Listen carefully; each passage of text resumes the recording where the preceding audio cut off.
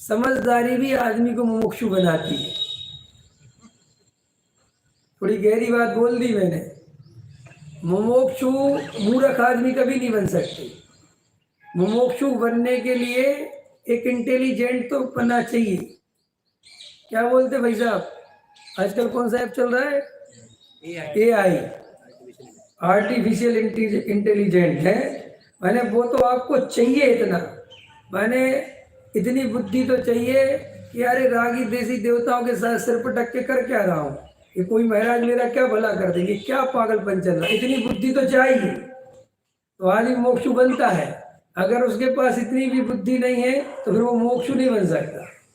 तो अपन इतने तो बुद्धिमान हैं कि अपन मूर्खता छोड़ के यहाँ तो आ गए, लेकिन अब यहीं मूर्ख बनने लग गए हैं। ये बहुत सावधानी की जरूरत है। हम यहीं अटक गए हैं। अब ये अपन को गहराई में देखना है कि अपनी पर पदार्थों में से सुख बुद्धि टूटी के नहीं। वो गुरु को देव को साथ तो छूट गए और सच्चे देव साथ गुरु की पूजा भक्ति बहुमान भी आ गया, लेकिन पर पदार्थों में से सुख बुद्धि टूटी के नहीं टूटी, ये बात गहराई से विचार करना है। समझ में आया? तो अब वहां आचार्य कहते कि तुम वहां देखो, आगे मत भागो, तुम अभी 9 कर्म पे रुको। क्षयोपम ज्ञान के भेद ज्ञान को सच्चा भेद ज्ञान मत समझो। द्रव्य कर्म भाव कर्म 9 कर्म से भिन्न ज्ञायक हूं ये कह के अपने को भेद ज्ञानी मत समझो। पहले अंदर में देखो कि हमारी स्त्री मकान दुकान में से कितनी आसक्ति एकत्र बुद्धि टूटी के नहीं टूटी। बोलो, आया समझ में कि नहीं आया? बोलो जल्दी। तो आचार्य कहते कि तुम्हारा वेद ज्ञान तभी सच्चा होगा जब वो क्रम से पक्का होगा। तो सबसे पहले काय से वेद ज्ञान मजबूत चाहिए? 9 क्रम से वेद ज्ञान बहुत मजबूत चाहिए। 9 क्रम से इतना वेद ज्ञान मजबूत चाहिए कि स्वप्न में भी पर द्रव्य में सुख नहीं दिखाई देना चाहिए। फिर उसके बाद दूसरे नंबर का भेद ज्ञान है द्रव्य कर्म। ये द्रव्य कर्म का क्या होता है भैया? ज्ञानावर्णी दर्शनावर्णी मोहनीय अंतराय वेदनीय आयु नाम गोत्र, ये जो 8 प्रकार के कर्म हैं ये सब द्रव्य कर्म कहलाते हैं और उनका आत्मा के साथ एक क्षेत्र अवगाह संबंध है। तो मैं कर्मों से बंधा हुआ हूँ, मुझे कर्म के उदय चल रहे हैं, मैं कर्म वाला हूँ। इस मान्यता का नाम है द्रव्य कर्म में एकत्र बुद्धि। समझ में आया? कर्मों से बंधे कि नहीं बंधे अपन भाई साहब? है बोलो, कर्मों से बंधे कि नहीं बंधे?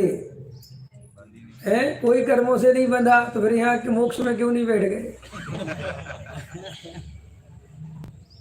बोलो, कर्मों से आप नहीं बंधे हो तो आप मोक्ष में यहाँ क्या कर रहे हो? संसार में कहाँ हो, क्यों हो? बोलो अक्षय, बोलो भैया। कर्म बंधन है ना आत्मा को, तभी तो संसार में है। अरे कर्मों से बंधे हैं तभी तो संसार में है। अगर कर्म नहीं होते तो हम अभी तक मोक्ष में नहीं चले गए होते। भैया कर्मों से बंधे हुए हो, ये भ्रम मत पालो कि मैं कर्मों से बंधा हुआ नहीं हूं। ऐसी पढ़ाई उल्टी उल्टी मत पढ़ो, यही तो स्वच्छंदी होने के लक्षण है। साक्षात कर्मों का बंधन है, राग द्वेष कसाय हो रही है और कहते हो कि मैं मुक्त स्वरूप हूं। तो आत्मा को उदय है कि नहीं? ये राग द्वेष के परिणाम है, ये जो है ये सब कर्म के उदय से हो रहा है कि नहीं हो रहा है? बोलो, ये राग द्वेष कर्म के उदय से हो रहा है कि नहीं हो रहा है? ये औदिक भाव कर्म के उदय से हो रहे कि नहीं हो रहे? बोलो, कैसे हो रहा है जी औदिक भाव? है बताओ, चलो स्वाध्याय वाले बताओ, कैसे हो रहा है? हैं? अच्छा, कर्मोदय से हो रहे ना वो अधिक भाव। बोलो, देखो अभी पढ़ाई होती तुम्हारी। कर्म के उदय से भाव होते हैं, ये मान्यता मिथ्यात्व है। मुझे कर्म बंधे हुए हैं, मैं कर्मों से बंधा हुआ हूं। तो साहब हम नहीं बंधे भैया, तुमने ये नहीं स्वीकार किया इसलिए चार गति में घूम रहे हो। लोग कहते हैं ना कि मोक्ष में क्यों नहीं चले गए, तुमने स्वीकार नहीं करा ना। हमेशा अपने को कर्म वाला ही अनुभव किया, इसलिए कभी कर्मों से मुक्ति नहीं मिली। कर्म देखो, बंधन जानना, लेकिन मेरे में बंध है ये स्वीकार मत करना। समझ में आया? बंधन जानने का निषेध नहीं है, करणानुयोग पढ़ने का निषेध नहीं है, चरणानुयोग पढ़ने का निषेध नहीं है, लेकिन जो उसमें लिखा है वैसा आत्मा को मत मान लेना। ज्ञानावर्णी कर्म के उदय से इस आत्मा को ज्ञान नहीं होता। बोलो, दर्शनावर्णी कर्म के उदय से दर्शन नहीं होता। बोलो, है? चारित मोहिनी के उदय से कसाय होती है, दर्शन मोह के उदय से मिथ्या। तो कौन सा वाक्य गलत बोल रहा हूं भैया? एक एक वाक्य कौन से आगम से प्रमाणित करना है? बोलो, एक आगम नहीं, सारे आगम में लिखा हुआ है। तो मानना है कि नहीं मानना? बोलो, अभी कोई प्रवचन सुने के उल्टा पढ़ाते लोग। तो ये आत्मा कर्मों से बंधा है कि नहीं बंधा है? तो वो सब कर्णानुयोग में, अरे साहब वो निमित्त का कथन है, निमित्त का ज्ञान कराया है, उसको ऐसे ही मान लेना तो आत्मा को पराधीन मान लेना है, फिर आत्मा तो कर्मों का गुलाम हो गया। समझ में आया? तो डॉक्टर साहब एक बात समझाते हैं कि हमसे ज्यादा तो फिर वे लोग समझदार हैं जिनने अपनी बागडोर कम से कम चेतन के हाथ में तो दी। आया समझे? तुम तो और खतरनाक आदमी हो, तुमने तो अपनी बागडोर पुद्गल के ही हाथ में दे दी। कर्म सुलावे, कर्म हंसावे, कर्म रुलावे, फिर वहां रामचंद्र जी हिलाते डुलाते हैं, हमारे यहाँ कर्म हिलाता डुलाता है। तो भाई साहब आप में से ज्यादा समझदार तो फिर वे हैं।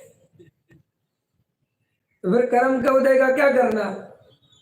कर्मों के भेद ज्ञान के, अरे भैया ये सब ज्ञान कराया, निमित्त का ज्ञान कराते हैं। जीव में राग है, इसका ज्ञान कराते। जीव रागी नहीं है, जीव तो ज्ञान स्वभावी है, वो तो राग को अपना मानता है। इस चक्कर में बताना पड़ता है कि भैया ये तेरा स्वरूप नहीं है, तो इस चक्कर में उसका परिचय आ जाता है। आया कि नहीं समझ में आया? भाई हमें पड़ोसी के लड़के से कोई लेना देना नहीं था, हम तो कभी देखते भी नहीं थे उसकी तरफ, लेकिन हमारा लड़का वो पड़ोसी के चक्कर में पड़ गया तो फिर हमें पड़ोसी के लड़के से बात करनी पड़ती है कि नहीं? तो भैया सुनो इधर, तुम देखो तुम्हारी आदतें हमें पता है, तुम हमारे लड़के से दूर रहा करो। समझ में आया? तो ये बात भी क्यों करनी पड़ी कि वो हमारे संपर्क में आ गया। अगर हमारे संपर्क में नहीं हो तो हमें क्या लेना देना? ऐसे ये राग द्वेष कसाय चूंकि आत्मा के विकारी भाव हैं और इस आत्मा को इनमें अपनापन है, उनका सत्संग करता है, उन्हें अपना स्वरूप मानता है, इसलिए समझाना पड़ा कि राग का ये स्वरूप है और वो तेरा नहीं है। ये तो राग की चर्चा इसलिए करनी पड़ी। समझ में आया? यहाँ अगली गाथा में तो आचार्य कहते हैं कि एकत्व निश्चय गत समय सर्वत्र सुंदर लोक में। समझ में आया? और भी संवाद है पर बंद की यह कथा एकत्व में। वो तो कहते हैं, आचार्य कहते हैं भगवान आत्मा अत्यंत सुंदर है, इसके साथ किसी दूसरे की चर्चा करना ये तो विसंवाद को पैदा करने वाला है। समझ में आया कि नहीं आया? तो राक्षस की चर्चा है, अपन को तो एक भगवान आत्मा, लेकिन भगवान आत्मा की जो दशा वर्तमान में मिथ्यात्व के कारण अपनी चल रही है, तो आचार्य कहते अभी हम तुम्हें वेद ज्ञान की ज्योति जला रहे हैं ताकि तुम स्वपर के विभाग से, स्वपर का विभाग है कि नहीं?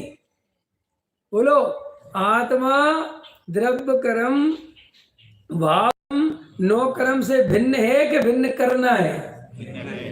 बोलो बाबूजी, भिन्न करना है कि भिन्न है? भिन्न है। तो फिर गलती क्या है कि भिन्न होते हुए भी उसे एक मानते हैं, इसका नाम अज्ञान है। समझ में आया? जीव, ये रंगमंच है ना समय सार, वो जीव और अजीव हैं भिन्न भिन्न, लेकिन भेष एक रूप धारण करके आए, और अज्ञानी जीव उन्हें अपने अज्ञान से एक मान रहा है। अब आचार्य कहते हम भेद ज्ञान की कला से उन्हें दो हैं तो दो दिखा देंगे। वे हैं तो दो, लेकिन दिखते एक हैं, और पुण्य पाप हैं एक और दिखते दो हैं। समझ में आया? जीव अजीव भिन्न भिन्न है, वो रंगमंच पर एक बन के आता है। तो यहाँ भेद ज्ञान के बल से आचार्य उन दोनों को अलग अलग दिखा देते कि देखो ये अलग अलग है। और वो पुण्य पाप अधिकार में आचार्य कहते अब रंगमंच पर पुण्य पाप एकत्व द्वार, कि भाई वो पुण्य और पाप जो है एक है, लेकिन वो रंगमंच पर अलग अलग बन के प्रवेश कर रहा है। समझ में? उसके लिए डॉक्टर साहब का उदाहरण जगत प्रसिद्ध है कि एक व्यक्ति, आपने कभी देखा हो आकाशवाणी पे पहले होता था, वो ही स्त्री की आवाज निकालता है और वो ही पुरुष की आवाज निकालता है। तो रेडियो सुनने वाले को लगता है कि वहां पर दो लोग बैठे हुए, एक स्त्री बैठी है और एक पुरुष बैठा हुआ है। फिर आगे और अपन ने विकास किया ये चीज समझने के लिए। तो कभी कभी आपने देखा होगा टीवी वगैरह में कि एक आदमी एक तरफ से साड़ी पहन के ऐसा श्रृंगार करता है और एक तरफ से मूछ लगाता है।